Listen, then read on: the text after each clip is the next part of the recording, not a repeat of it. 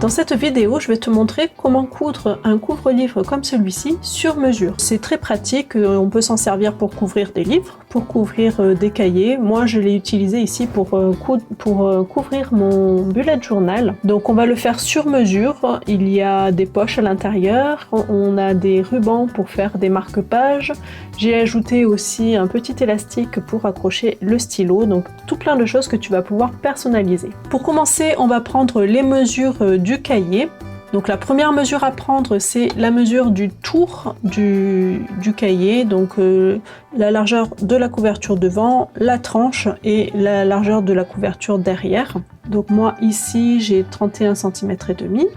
Par contre, il va falloir faire attention à l'épaisseur de la couverture, puisque moi là j'ai une couverture qui est épaisse.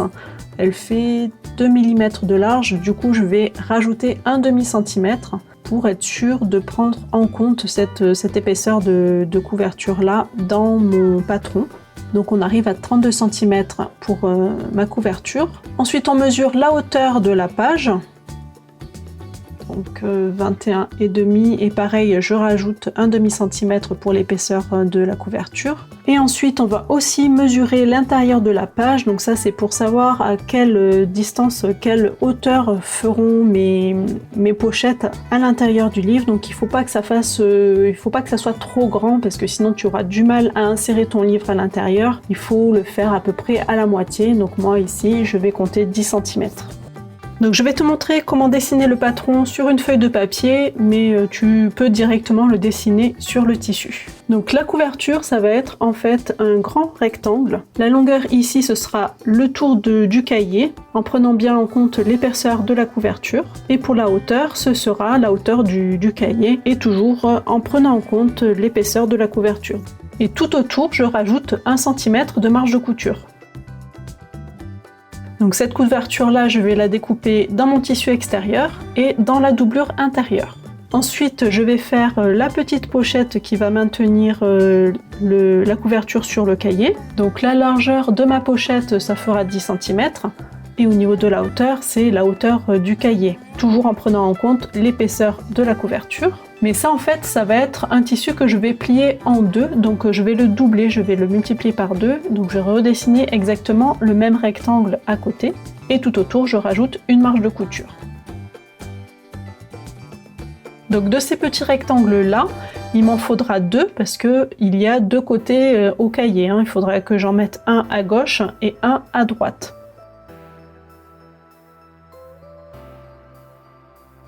Et par-dessus ces pochettes-là, on va pouvoir rajouter une autre pochette. Donc je les décale toujours de 1 cm, 1 pour que ça soit joli, pour qu'on voit la deuxième pochette en dessous. Et puis 2 parce que sinon ça va faire un escalier, ça va faire beaucoup d'épaisseur au même endroit au niveau de la fermeture lorsqu'on va fermer le cahier. Donc je les décale d'1 cm et donc du coup j'enlève 2 cm de tissu au niveau du rectangle.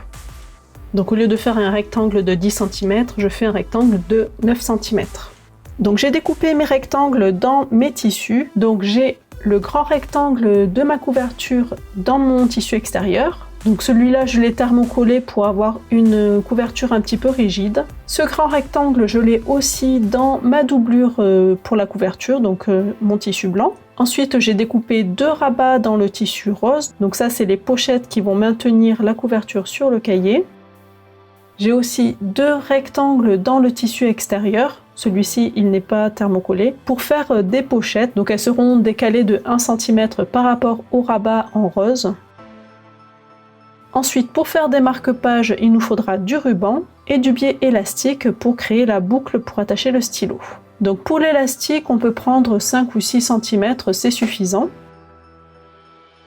Pour le marque-page, j'avais calculé une longueur de la hauteur du cahier plus 5 cm, mais en fait au final c'est un petit peu juste, donc je te conseille de faire au moins 8 cm. Et c'est parti pour la couture.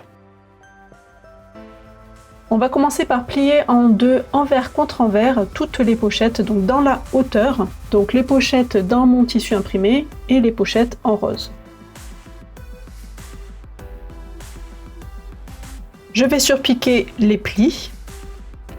Donc sur ma machine, je vais coudre au point droit à 2 mm du bord.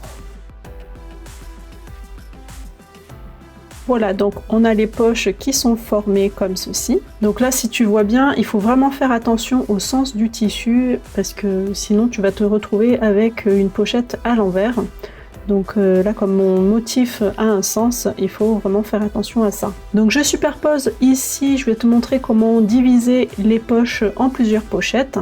Donc je vais superposer bien correctement mon tissu imprimé, ma pochette imprimée sur la pochette en uni, en rose. Et je vais faire une couture ici au milieu pour pouvoir avoir une pochette divisée en deux. Et donc je vais tracer un trait ici pour être sûr d'être droite et d'être bien perpendiculaire.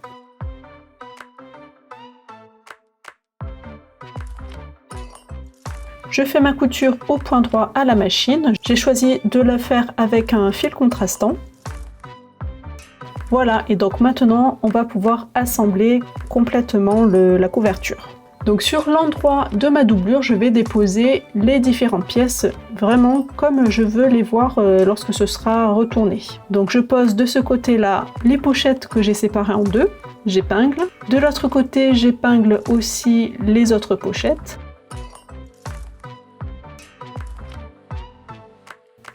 J'épingle le ruban, alors je ne le mets pas forcément exactement au milieu, je le mets un petit peu sur le côté.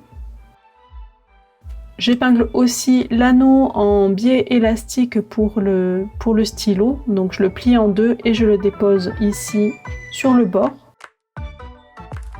Donc je replie le ruban pour pas qu'il se fasse prendre dans la couture, je le replie bien.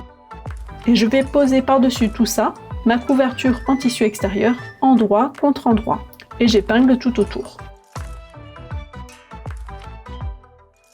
Et en fait, je vais coudre tout autour en laissant une ouverture de 10 cm à peu près en bas de la couverture.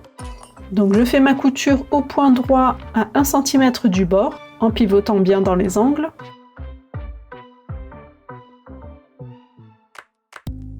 Et voilà, donc là j'ai cousu. Je vais couper mes angles en biais pour pouvoir retourner bien correctement. Et je retourne sur l'endroit.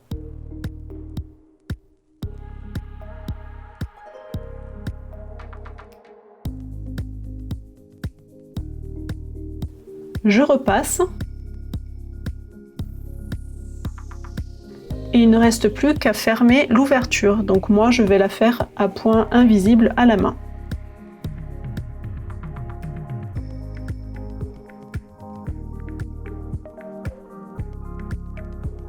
Et voilà, la couverture est terminée. J'espère que ce tuto t'a plu. Si c'est le cas, n'hésite pas à mettre un petit pouce bleu, à prendre une photo maintenant et à la partager sur Instagram en me taguant pour que je puisse voir ta publication et la partager dans ma story. Et je te donne rendez-vous la semaine prochaine pour un nouveau tuto.